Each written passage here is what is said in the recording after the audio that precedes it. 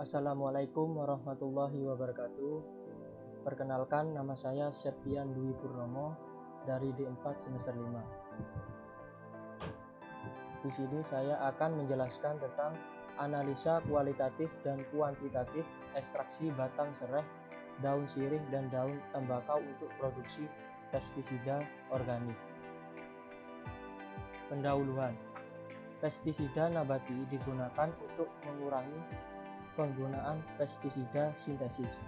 Pestisida nabati merupakan pestisida yang berasal dari tanaman yang mudah dibudidayakan dan ramah lingkungan. Contohnya yaitu serai wangi, serai dapur dibuat menjadi bentuk minyak tanaman. Tanaman serai adalah tumbuhan rerumputan. Tanaman serai biasanya digunakan untuk pembuatan minyak atsiri. Daun tembakau mayoritas digunakan sebagai bahan pembuat rokok dengan kadar nikotin sebesar 0,6 sampai 5,5%. Ekstraksi merupakan pemisahan bahan padat dengan bantuan pelarut, di mana pelarut dapat mengekstrak substansi tanpa melarutkan material yang lain. Pembahasan kali ini yaitu untuk mengetahui kadar zat aktif dalam serai, sirih, dan tembakau yang diekstrak dengan menggunakan ekstraktor, serta dapat melakukan uji analisa kualitatif dan kuantitatif untuk mengetahui nilai absorbasi dan kadar nikotin pada pestisida organik yang dihasilkan. Alat dan bahan. Untuk alatnya terdiri dari gelas ukur, beker gelas, labu takar, pipet tetes, timbangan, karet, pisau, spektrofotometer UV vis, dan ekstraktor. Dan untuk bahannya terdiri dari serai, sirih, tembakau, HCl, Aquades, H2SO4. 1. Variabel kendali. Suhu ekstraksi sama dengan 50 derajat Celcius. 2. Variabel bebas. Komposisi bahan 1 dan bahan 2 sama dengan 600 gram tembakau, batang serai 600 gram, dan daun sirih 300 gram. 3. Variabel pelarut 1 sama dengan 10 liter. 4. Variabel pelarut 2 sama dengan 20 liter. Waktu pengambilan sampel yaitu diambil setiap 30 menit selama 150 menit. Metode penelitian terdiri dari analisa kuantitatif dan analisa kualitatif. Analisa kualitatif.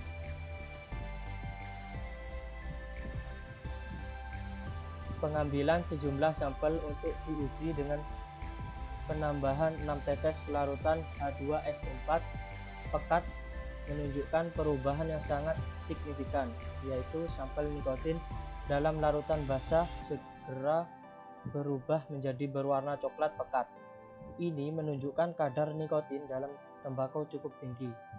Perulangan yang lain dilakukan dengan menambahkan 6 tetes HCl pekat ke dalam sejumlah sampel ekstrak nikotin dalam larutan basah tersebut.